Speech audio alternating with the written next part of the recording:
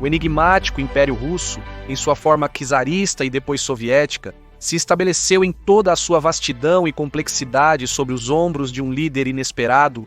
À primeira vista, um homem muito simples e comum, que teve a árdua tarefa de preencher o enorme vazio deixado pela morte de Joseph Stalin. Contra múltiplos interesses, Nikita Khrushchev liderou o que ficou conhecido como o processo de desestalinização, que ainda ressoa até hoje, enquanto governou a União Soviética por quase 10 anos, não sem antes ter uma agitada vida de luta política, de comissário de guerras mundiais, de funcionário do governo e muito mais. Sua história é também a história do século XX e hoje vamos conhecer sua vida. Fala Reinaldo Carrillo, isso é a Nova Enciclopédia e convido vocês a deixarem seus comentários, a compartilharem o material, a ativarem o sino para as notificações e a nos apoiarem no nosso Patreon, que vocês podem encontrar abaixo deste vídeo. Nikita Khrushchev, ou Khrushchev, nasce no dia 15 de abril de 1894, em uma aldeia camponesa muito pobre localizada em Kalinovka, no que hoje faz parte de Kursk, na Rússia, um lugar muito próximo à atual fronteira com a Ucrânia. Seus pais eram camponeses de origem russa, mas a incipiente industrialização obrigou o pai de Nikita a transitar por muitos trabalhos, ausentando-se por longos períodos de caça. Depois de Nikita trabalhar como cuidador de gado e se educar por 4 anos, em 1908, com 14 anos de idade, ele se muda junto com seu pai para a cidade de Yusovka, no Donbass, cidade que hoje é conhecida como Donetsk. Lá ele aprende metalurgia, trabalha em uma fábrica e começa a se envolver na política operária do momento, além de divulgar leituras do jornal Pravda, que era o órgão jornalístico dos socialistas russos no exílio. Contrariamente à propaganda habitual, desde o final do século XIX e início do século XX, o Império Czarista conseguia na Rússia importantes desenvolvimentos em matéria econômica, industrial, social e educativa. No entanto, em ideias em voga no Ocidente, o liberalismo, o antimonarquismo, de ideias em voga no Ocidente, o liberalismo, o antimonarquismo, o socialismo e todas as suas variantes. O Partido Operário Social Democrata da Rússia, que mais tarde seria renomeado como Partido Comunista, agrupava as forças marxistas da região, divididas entre bolcheviques e mencheviques. Este vigoroso império czarista, que era um caldeirão revolucionário no início do século XX, acaba se juntando em 1914 à Grande Guerra, hoje chamada de Primeira Guerra Mundial. Ser um metalúrgico qualificado poupou Khrushchev de ir para os árduos campos de batalha. Em 1914, ele se casou com Efrosínia Pizareva, com quem teve 2 filhos nos próximos anos, ao mesmo tempo que se envolvia cada vez mais nas greves e nos movimentos operários da região. Com um povo desgastado pela guerra, os fatores políticos internos da Rússia veem a oportunidade perfeita para conduzir uma revolução que resultou na abdicação do czar Romanov, na formação de um governo republicano provisório e, meses depois, na tomada do poder pelos bolcheviques liderados por Vladimir Lenin.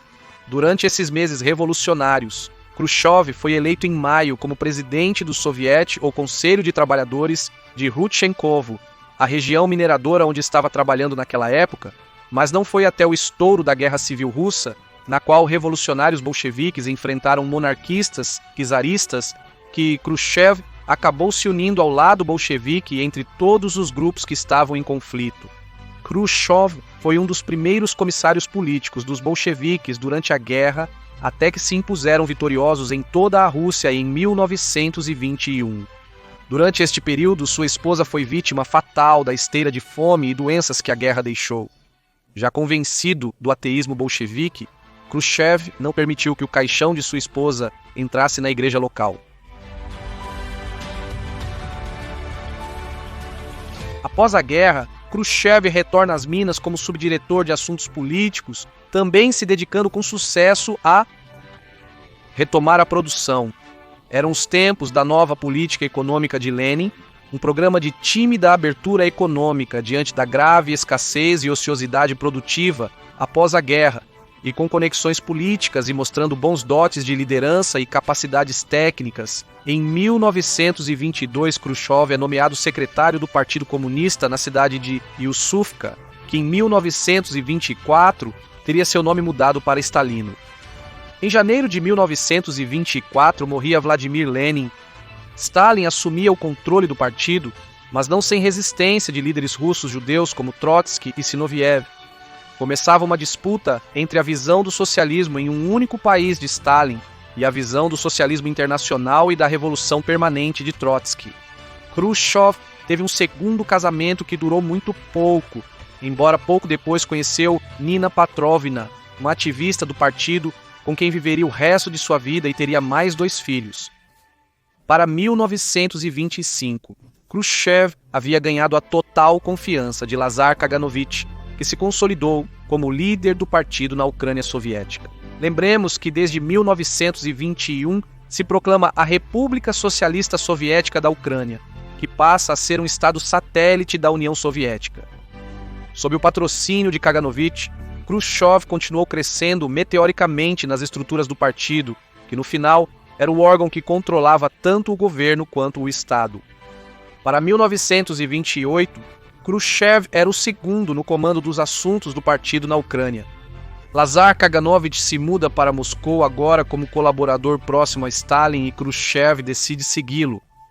Agora em Moscou, retoma os estudos na Academia Industrial Stalin, de onde continua persistentemente escalando posições no partido, envolvendo-se em intrigas e conspirações internas.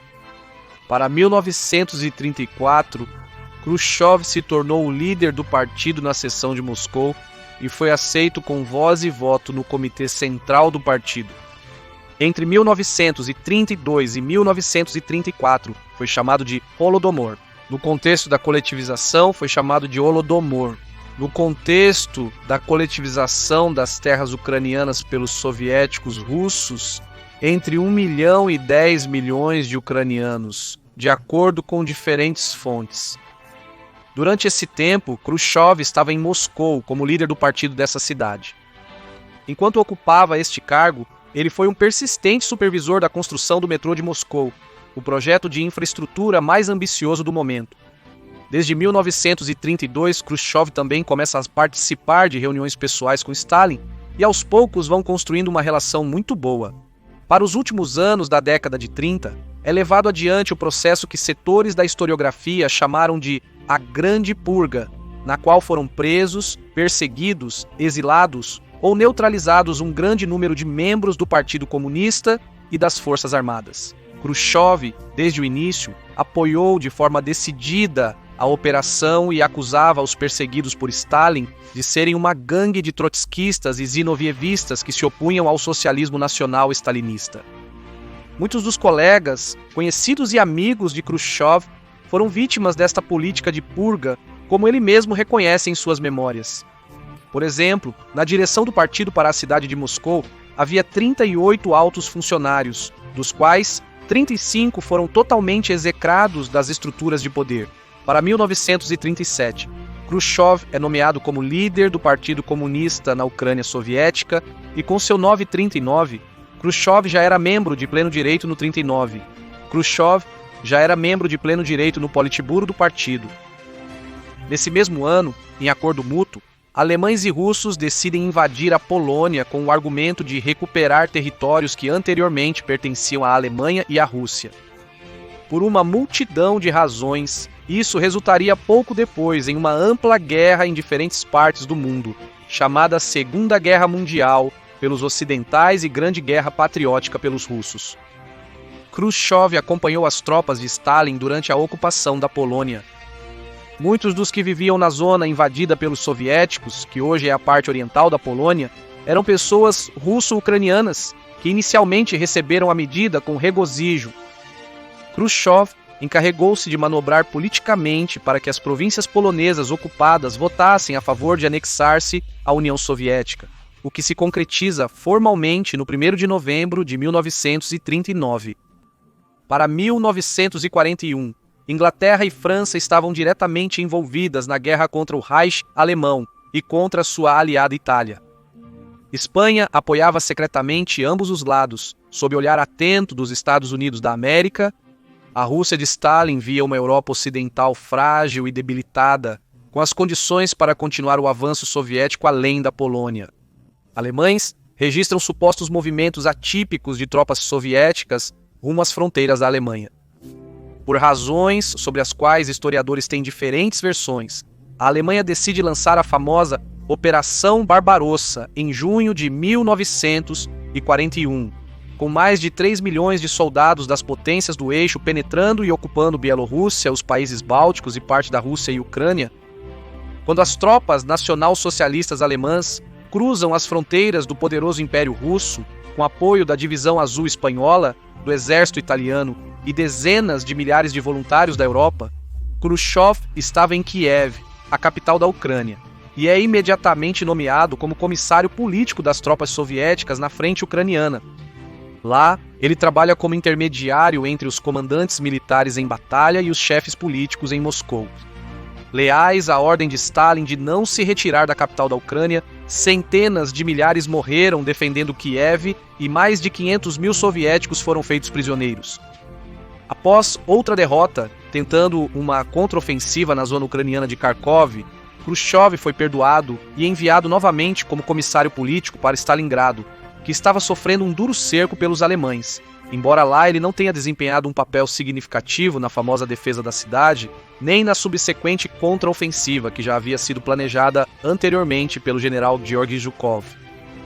Os soviéticos conseguem repelir os alemães com contraofensivas bem-sucedidas, que os expulsam de cidades como Stalingrado e entraram com os soviéticos quando reconquistaram Kiev das mãos alemãs em novembro de 1943. Khrushchev é nomeado como primeiro-ministro da República Soviética da Ucrânia e renomeado como secretário do partido nesse país. Um caso atípico na Ucrânia em que coincidiu na mesma pessoa o cargo de líder do partido e líder da administração pública. A maioria das memórias sobre o desempenho militar de Khrushchev são positivas por parte dos chefes militares. Em 1943, como primeiro-ministro da Ucrânia, Khrushchev se dedicou à árdua reconstrução de uma região devastada, a qual foi avançando lentamente sob seu comando. Tudo isso enquanto tinha que combater o insurgente movimento de partidários ucranianos nacionalistas que queriam se separar da União Soviética. Após conseguir apenas uma tímida recuperação e implorar por meses a Stalin, inclusive pessoalmente, conseguiu que Moscou aprovasse pequenas ajudas à população ucraniana faminta, enquanto Khrushchev avançava em uma política de coletivização do campo na Ucrânia Ocidental.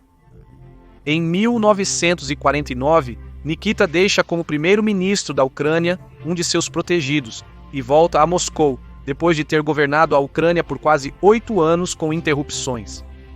É objeto de especulação porque Stalin chamou Khrushchev de volta para Moscou no final dos anos 40, quando ganhavam o do líder, com um Georgy Malenkov ou um Lavrenti do líder. Com um Georgy Malenkov ou um Lavrenti Beria, que pareciam seus herdeiros. O certo é que Khrushchev assume novamente como líder do partido na região de Moscou para 1949.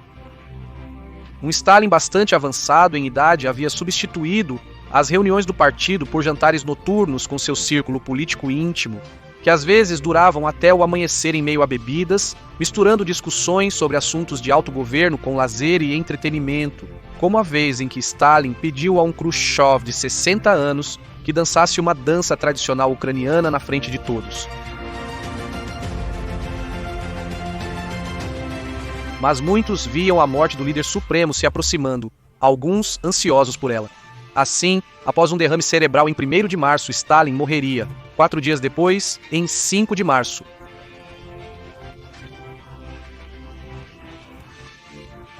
Desde o derrame, iniciaram-se as discussões e intrigas sobre o novo governo a ser formado e o futuro da União Soviética.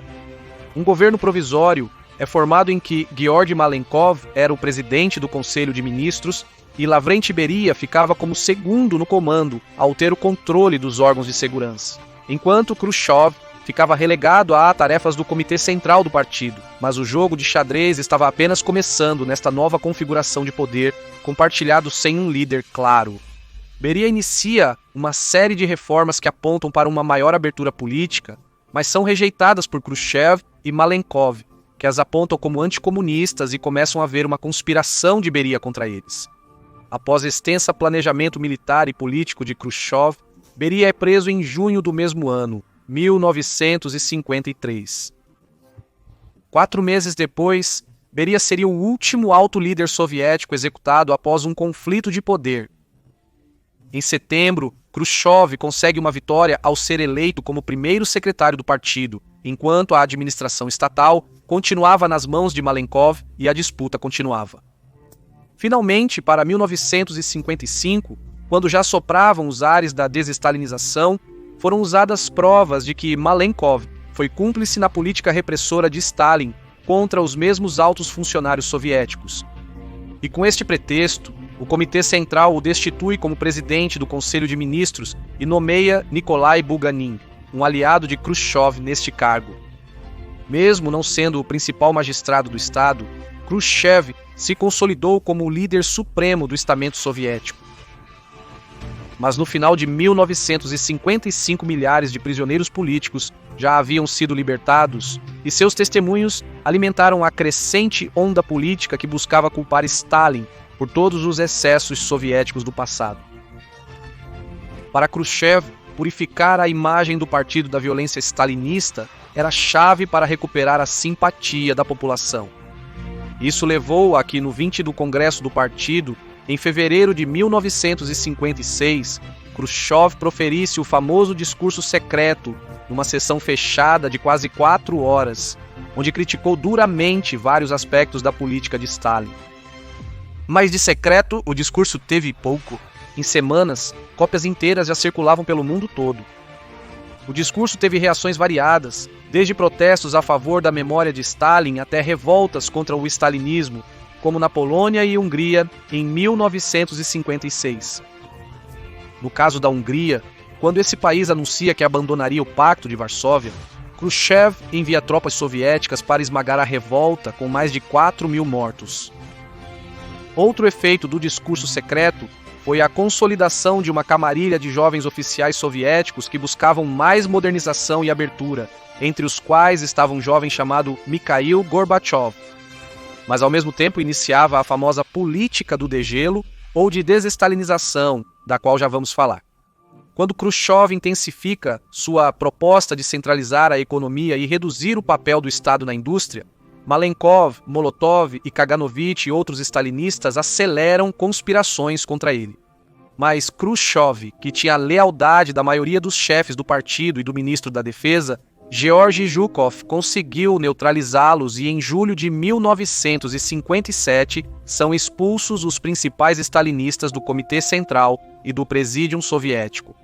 Depois disso, temendo a popularidade do ministro da Defesa Georgy Zhukov, Khrushchev manobra para que ele também fosse marginalizado do presídio, e o golpe final em sua consolidação do poder veio ao organizar a destituição de Bulganin como presidente do Conselho de Ministros e a nomeação dele mesmo, Nikita Khrushchev, como novo representante deste cargo em março de 1958. Depois, ele cria uma espécie de Conselho de Defesa, que lhe concedia também o papel de comandante-chefe.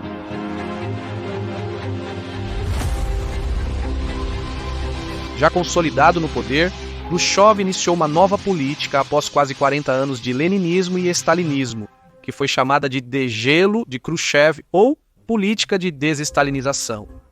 Reformas são executadas, resultando em maior liberdade política. O conceito de ditadura do proletariado é substituído pelo de Estado de todo o povo. Tribunais especiais de órgãos de segurança são eliminados e milhares de prisioneiros são libertados. Durante seu governo, não houve julgamentos políticos importantes e as punições políticas se limitavam à via administrativa, como expulsão do partido, do trabalho ou da universidade. O degelo implicou uma sutil abertura econômica, especialmente no que se refere a um maior comércio internacional. Khrushchev também procura reduzir a forte centralização burocrática que regulava a economia, o que lhe traz todo tipo de problemas com altos funcionários soviéticos. Além disso, o governo facilita uma migração massiva do campo para a cidade, que veio de mãos dadas com um programa de construção massiva de moradias. Khrushchev também impulsiona uma política de fortalecimento das fazendas estatais e de cultivo de terras virgens, especialmente de milho, para o qual busca assessoria nos Estados Unidos. Da mesma forma, a nível cultural, Khrushchev permite um maior nível de liberdade na escrita, nas artes, na informação dos meios públicos e na entrada de produtos culturais estrangeiros, desde música até cinema, sem deixar de vigiar ou restringir em casos excepcionais as obras que fossem consideradas muito antigovernamentais. Também abre o país para a visita em massa de estrangeiros e dá uma maior liberdade para que os russos possam viajar ao exterior e conhecer o modo de vida ocidental. Mas o aspecto definitivo que marcou a política do degelo foi a política externa e de defesa de Khrushchev, em um contexto onde a prioridade era buscar o cessar das tensões com os Estados Unidos e com outros países ocidentais. Ao chegar ao poder, Khrushchev era muito pouco conhecido para o mundo. Inspirava a imagem de alguém enérgico, mas não a de um estadista ou um homem de luzes. Não faltaram aqueles que o viam como um bobo, como o velho bobo de Stalin. Um biógrafo de Khrushchev descreve o líder desta forma: ele poderia ter sido encantador ou vulgar, exuberante ou grosseiro, mas fosse o que fosse, com o que ele se deparasse, era mais humano que seu antecessor e até mesmo mais que a maioria de seus homólogos estrangeiros. E para grande parte do mundo ele foi suficiente para fazer a União Soviética parecer menos misteriosa ou ameaçadora. Khrushchev dá vários ultimatos às potências ocidentais para alcançar uma solução negociada para o problema da Alemanha dividida, com a ameaça de que a União Soviética estenderia sua influência na Alemanha se não chegasse a uma negociação. Da mesma forma, ele se empenha na modernização do exército russo, focando nas novas armas avançadas e em um programa de mísseis balísticos de longo alcance como novos eixos da guerra. Com a redução das tropas, soldados e extensão do serviço militar se tornam mais comuns na Rússia. Junto com o programa de mísseis, Khrushchev apoia firmemente o chamado Programa Espacial Soviético, que supostamente lança o primeiro satélite artificial fora da órbita terrestre, embora muitas figuras proeminentes e especialistas argumentem que tudo foi uma montagem. Khrushchev sempre buscava demonstrar publicamente seu poder de fogo como mecanismo de dissuasão, especialmente com os mísseis balísticos intercontinentais. Isso levou ao chamado gap dos mísseis, um termo que era usado nos Estados Unidos nos anos 60, para alegar que a União Soviética tinha passado a ter um arsenal de mísseis maior que o da potência norte-americana. E com esse argumento, os Estados Unidos aumentam ainda mais seus já extensos gastos com defesa militar e fabricação de mísseis, embora mais tarde tenha sido mostrado que o poder de fogo da União Soviética era consideravelmente menor do que o exibido. Khrushchev foca em uma política de aproximação com os Estados Unidos da América. Isso resulta em visitas de Khrushchev aos Estados Unidos da América e de Nixon como vice-presidente à União Soviética para estabelecer novos acordos políticos e econômicos. Em setembro de 1959, Khrushchev viaja para os Estados Unidos, a primeira visita na história de um líder soviético à potência anglo-saxônica. Lá, entre outras coisas, consegue um acordo para retirar seu ultimato sobre o tema da Alemanha dividida. O presidente Eisenhower ficou pouco impressionado com o líder soviético e não lhe dedicou maiores elogios. No entanto, o que parecia ser uma nova relação mais harmoniosa apresentou os primeiros conflitos com a captura de um avião espião americano em território soviético. Eisenhower anunciou que suspenderia este tipo de voos, mas acusou Khrushchev de arruinar a grande cúpula internacional que estava acontecendo naqueles dias. A visita de Eisenhower à União Soviética foi cancelada pelo próprio Khrushchev e naquele ano abriram-se eleições nos Estados Unidos nas quais John Kennedy seria eleito. Khrushchev fez uma segunda visita aos Estados Unidos em setembro de 1960. Ele não foi convidado, mas se autodesignou chefe da delegação para a Organização das Nações Unidas. Quando uma resolução soviética contra o colonialismo foi discutida, ocorreu o famoso incidente do sapato, quando entre acusações entre diferentes países de quem era mais colonialista que quem e fazendo fortes apontamentos à União Soviética, Khrushchev tira o sapato e começa a bater com ele na mesa de forma repetida para a surpresa dos outros diplomatas. Para a estranheza de Khrushchev, Kennedy teria um discurso nada conciliador com o comunismo.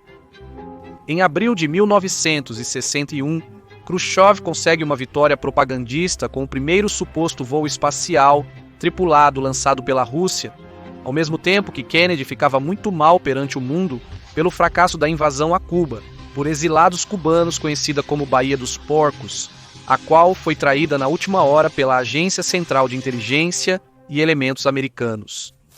Diante disso, Khrushchev ameaça que defenderia Cuba com mísseis soviéticos se fosse necessário.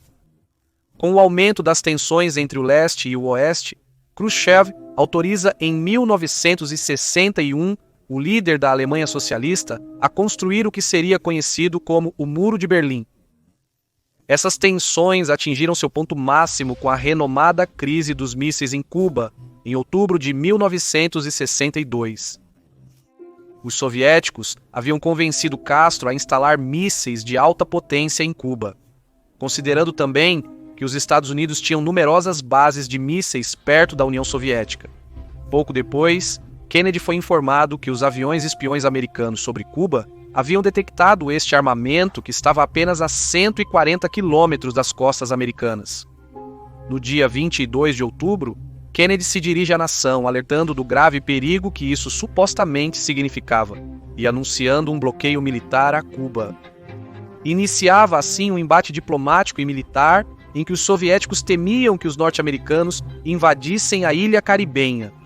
Os meios de comunicação ocidentais apresentaram a situação como uma possível catástrofe mundial, enquanto na União Soviética houve calma.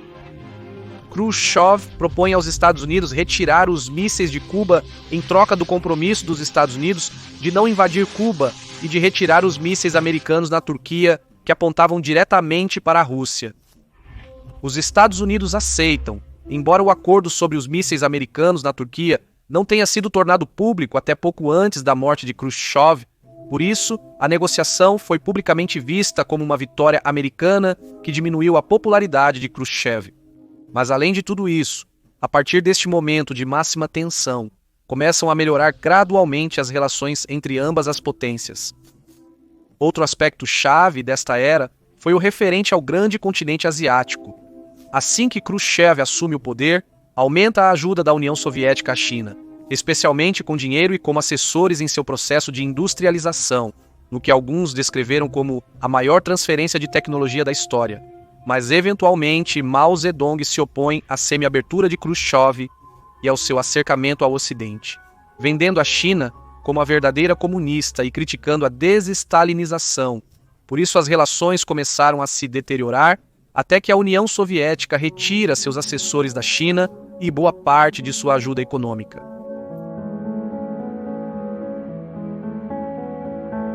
Mas apesar de sua astúcia, Khrushchev não era inquestionável como Stalin e as intrigas de poder não haviam parado. A partir de 1964, o líder do Soviete Supremo, Leonid Brezhnev, antigo pupilo de Khrushchev, começa a promover a ideia de uma necessária destituição de Khrushchev, que já estava há vários meses ausente de Moscou. Brezhnev, com a ajuda do presidente da Komitet Gosudarstvenoi, Bezopasnosti, foi convencendo diferentes altos oficiais e convoca uma reunião do Presídium, onde Khrushchev foi atacado por suas políticas. Naquela noite, Khrushchev liga para um amigo e colega do Presídium e diz que não oferecerá resistência. Abro aspas. Estou velho e cansado. Deixo-os se virarem sozinhos. Eu fiz o mais importante. Alguém poderia ter sonhado em dizer a Stalin que ele não nos servia mais e sugerir sua aposentadoria? Agora tudo é diferente. O medo se foi e podemos falar de igual para igual. Esta é a minha contribuição. Não vou oferecer resistência. Fecho as aspas. No dia 14 de outubro de 1964, o Presídium e o Comitê Central votaram a favor de aceitar a aposentadoria voluntária de Khrushchev de suas funções. Brezhnev foi eleito como primeiro secretário, enquanto Alexei Kosygin sucedeu Khrushchev como primeiro-ministro, culminando assim os quase 10 anos em que, de fato, Nikita Khrushchev, um homem de origem humilde camponesa, governou um dos maiores impérios do século XX. Ao contrário do costume soviético até então, após sua destituição, Khrushchev não foi preso, muito menos sofreu alguma pena capital. Khrushchev entrou em depressão profunda após se aposentar. Ele tinha uma pensão e 2 casas, mas estava sob forte vigilância e o governo o havia apagado da vida pública. Em seus últimos dias, Khrushchev visitou seu genro e ex-assistente e disse: "Nunca lamente o que você viveu nos tempos turbulentos e o que trabalhou comigo no Comitê Central. Nós ainda seremos lembrados." Em 11 de setembro de 1971, Khrushchev morre de um ataque cardíaco perto de sua casa em Moscou. Até seus últimos dias, ele foi tratado com desconfiança pelo governo, inclusive em sua morte, quando lhe foi negado um funeral de Estado. As autoridades não anunciaram sua morte até o momento do velório e cercaram o cemitério com tropas temendo possíveis protestos. As opiniões sobre Khrushchev permanecem divididas até hoje. Muitos no Ocidente e na Rússia o valorizam como um dos melhores governantes que a Rússia teve durante o século XX, o que trouxe ar fresco para a Rússia e o primeiro que se atreveu a disputar o caráter de semideus de Stalin, enquanto ainda havia duros stalinistas no governo. Alguns outros o veem como um traidor do legado soviético, embora não neguem seu pragmatismo e senso prático. Após sua morte veio um período de tentativa de retorno ao stalinismo. No entanto, seu governo estabeleceu as bases para a futura geração de reformistas que assumiriam o poder nos anos 80 e, eventualmente, sob o primeiro-ministro Mikhail Gorbachev, acabariam com o experimento soviético e abririam uma nova etapa para a Rússia. Aqui é Reinaldo Carrillo, espero que tenham curtido o vídeo. Isso foi a Nova Enciclopédia e convido vocês a compartilharem, darem like, se inscreverem e nos seguirem no Instagram também, chamado a Nova Enciclopédia.